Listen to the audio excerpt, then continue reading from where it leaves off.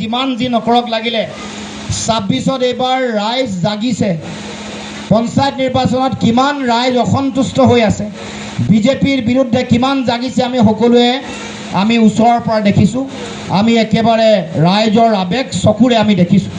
গতিকে ২৬ত আমি সকলোৱে দলে বলে টঙালি বান্ধিব লাগিব আৰু সেইকাৰণে আমি আজি এই আমাৰ যোগদান কাৰ্যসূচীত বিশেষভাৱে খোৱাং সমষ্টি আৰু ডিব্ৰুগড় সমষ্টি দুয়োটা সমষ্টিৰে আমাৰ যিসকল কৰ্মকৰ্তা আহি আজি যোগদান কৰিবলৈ আহিছে সকলোকে মই আদৰণি জনাই কৈছোঁ যে আমি সকলোৱে আহি থাকিব লগা দিনসমূহত আমি সকলোৱে একেলগে কাম কৰি গাঁৱে গাঁৱে ঘৰে ঘৰে প্ৰতিগৰাকী মানুহৰ হৃদয়ত যাতে বিজেপিয়ে কৰি অহা অন্যায়ৰ বিৰুদ্ধে যাতে সকলোকে সজাগ কৰিব পাৰোঁ, সকলোকে জগাই তুলিব পাৰোঁ, তাৰ কাৰণে কাম কৰিব লাগিব। আমি যাতে জাতীয়তাবাদৰ আধাৰত আমাৰ অসমৰ সকলো জাতি জনগোষ্ঠীৰ মাজত যাতে সমন্বয় আৰু একতা সৃষ্টি কৰিব পাৰোঁ, তাৰ কাৰণে আমি কাম কৰিব লাগিব। আমি যাতে আহি থাকিব লগা দিনসমূহত প্ৰতিটো জাতি জনগোষ্ঠীক যাতে সমানে আগবঢ়াই লৈ যাব পাৰোঁ, তাৰ কাৰণে আমি সকলোৱে কাম কৰিব লাগিব। কোনো যাতে ভেদভাৱ নাথাকে, সকলোকে সমানে আগবঢ়াই লৈ যাবৰ কাৰণে গাঁৱত থকা ৰাইজ, চহৰত থকা জনগণ, আমাৰ বাগানত থকা ৰাইজ সকলোকে একেলগে সমান মৰ্যাদাৰে সমান উন্নতিৰে যাতে সকলোকে আগবঢ়াই লৈ যাব পাৰোঁ, সেই লক্ষ্য লৈ আমি অসম জাতীয় পৰিষদে কাম কৰি আছোঁ আৰু কাম কৰি যাম। তাৰ কাৰণে সকলো ৰাইজৰে আমি সহায় সহযোগিতা বিচাৰিছোঁ।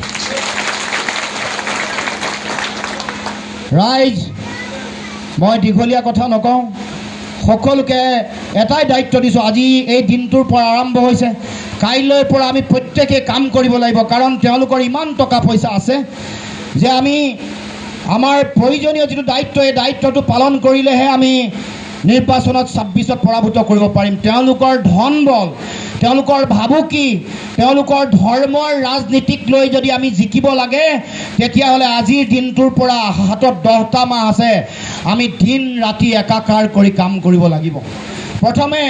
প্ৰথমে মই মোৰ নিজৰ বুজটো সকলোৱে ঠিক কৰি অতি শক্তিশালীভাৱে নিজৰ বুজ তৈয়াৰ কৰি, বুজ যেতিয়া শক্তিশালী হ'ব তেতিয়াহ'লে দল শক্তিশালী হ'ব, বুজ শক্তিশালী হ'লে দল শক্তিশালী হ'ব, আৰু দল শক্তিশালী হ'লে ২৬ত আপোনালোকে বিধায়ক প্ৰতিটো সমষ্টিৰ পৰা পঠাব পাৰিব। গতিকে বুথ, প্ৰতিটো বুথত 25 জন, 35 জন, 50 জন, 70 জন, 100 জন, 101 জন, যিমান এটা বুথত নিজৰ সংগঠন যিমান দায়িত্ব দিব পাৰে, যেনেকৈ সংগঠন কৰিব পাৰে। আমি কৈছোঁ যে আমাৰ দলে আৰম্ভণিৰে পৰা আমি এই কথা কৈ আহিছোঁ যে বিজেপিক অসমৰ মাটিৰ পৰা পুলিয়ে পোখাই উৎখাত কৰিলেহে আমি অসমৰ প্ৰতিটো জাতি জনগোষ্ঠীক আমি ন্যায় দিব পাৰিম। আৰু সেইকাৰণে আমি ঐক্যবদ্ধভাৱে যুঁজ দিবৰ কাৰণে আৰম্ভণিৰে পৰা আমি কৈ আহিছোঁ বা আমাৰ সেই চিন্তা ইতিমধ্যে অসমৰ ৰাইজৰ মাজলৈ আমি আমাৰ সেই দৃষ্টিভংগী আগবঢ়াইছোঁ। গতিকে আহক ৰাইজ, আমি সকলোৱে একেলগে আগন্তুক দিনসমূহত কাম কৰোঁ।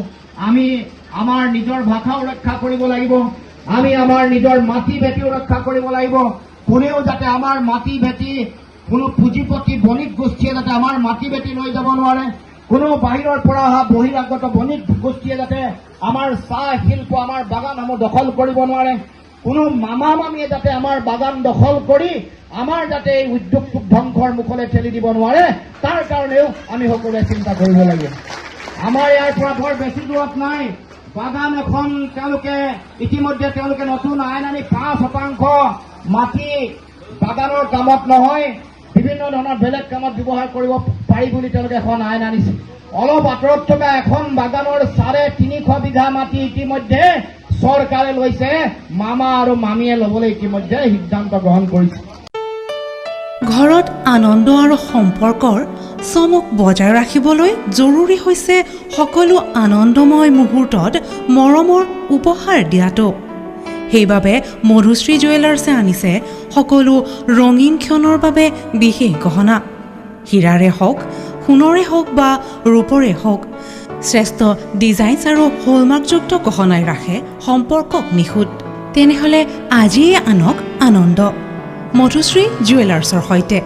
যোগাযোগ কৰক 7002800341 নাইবা ভিজিট কৰক LNB ৰোড, নলবাৰী, অসম।